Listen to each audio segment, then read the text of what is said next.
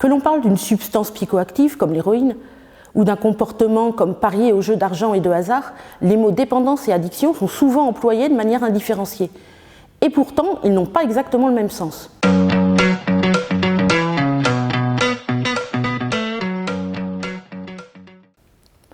On parle de dépendance quand l'arrêt brutal d'une substance prise régulièrement entraîne un syndrome de sevrage, c'est-à-dire un malaise plus ou moins intense qui associe en général des symptômes physiques comme des douleurs ou des nausées et ou un mal-être psychique comme de l'anxiété, de l'irritabilité ou encore des insomnies.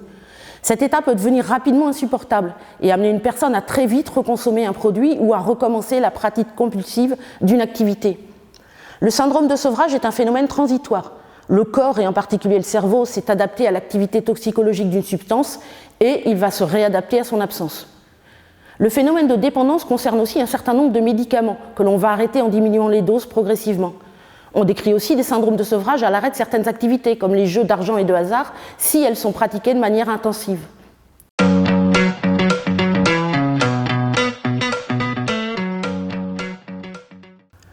On parle d'addiction lorsqu'une personne a perdu le contrôle d'une consommation ou d'une pratique, qu'elle rechute systématiquement après avoir arrêté et qu'elle souffre considérablement de ses conséquences négatives. Le symptôme qui caractérise l'addiction est le craving. On le définit comme une pulsion, une envie impérieuse et irrépressible de reproduire l'expérience à la base de la conduite addictive.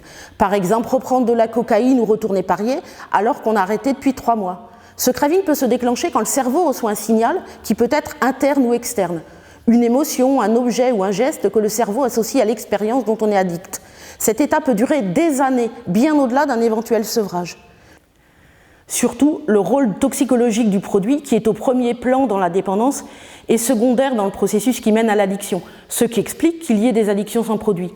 L'addiction découle de l'interaction entre de nombreux facteurs, en particulier des vulnérabilités personnelles, qu'elles soient génétiques ou psychologiques, et un contexte favorisant comme des maltraitances subies dans l'enfance, un entourage qui consomme, la facilité d'accès à une substance ou à toutes les activités, par exemple disponibles sur les smartphones.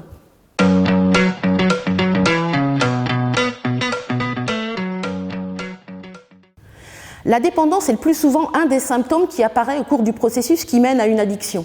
A l'inverse, une dépendance ne s'accompagne pas systématiquement d'addiction. Finalement, le glissement fréquent entre les termes dépendance et addiction est assez compréhensible, puisque le mot addiction a émergé au cours des années 1990 pour remplacer celui de dépendance psychologique ou psychique, qui était justement source de confusion et pour marquer le rôle secondaire des substances consommées.